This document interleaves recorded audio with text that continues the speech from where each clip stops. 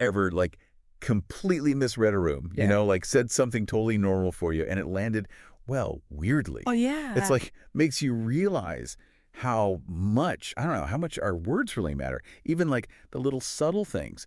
And that is exactly what we're getting into today. I'm excited. This deep dive, we're tackling this source, La lingüística aceptación en las personas. And it's, well, let's just say it's about more than just, speaking proper. It really gets at something deeper, doesn't it? Totally. It's about how the way we use language, like, literally makes other people feel accepted or, well, not. And that's something we all experience, right? Whether we're on the giving or receiving end. For sure.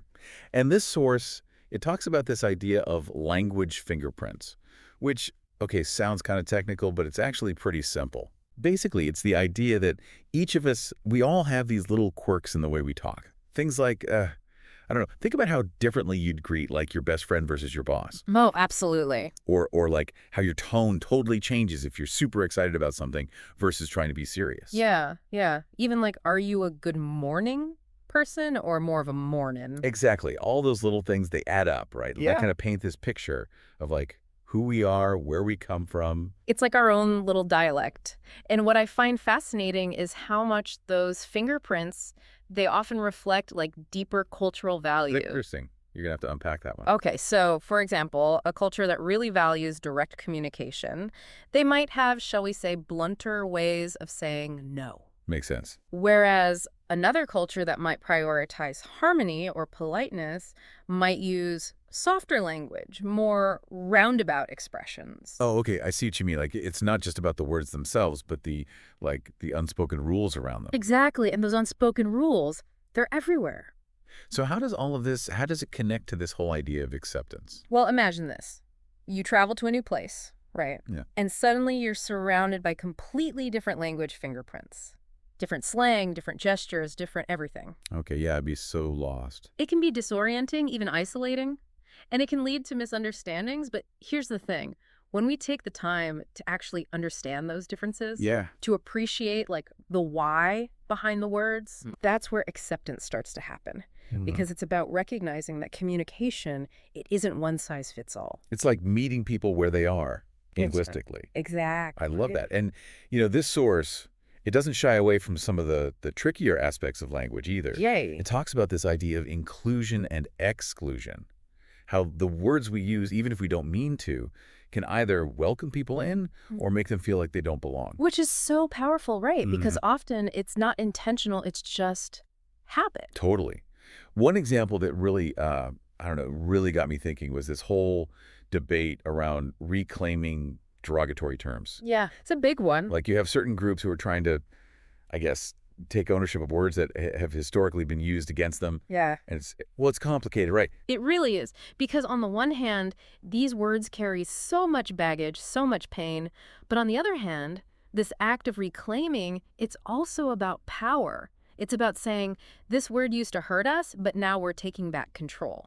It's like flipping the script. Exactly. And, it might be messy, it might be uncomfortable sometimes, but those conversations are vital. They push us to examine the power dynamics embedded in language. It's like language is always evolving, Right. Which I guess is a good thing, but it also means we got to keep up. It definitely keeps things interesting. So knowing all of this, all these layers to language, how do we actually, put it into practice? Yeah, good question. Because the cool thing about this source is it's not all just theory, It actually gives some real actionable steps we can take. Which is what we need. One that really stood out to me was this idea of avoiding generalizations. Oh, tell me about it. Those sweeping statements, like, all insert group here people are. Yes. The worst. It's like instant shutdown mode for real understanding, right? Totally. And you know what helps? Active listening. What if instead of just waiting for our turn to talk, we actually listen to understand?